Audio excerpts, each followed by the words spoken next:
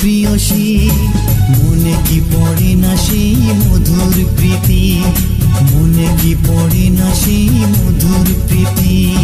পুষ্পে ভরা তোমার পেলাম চিঠি,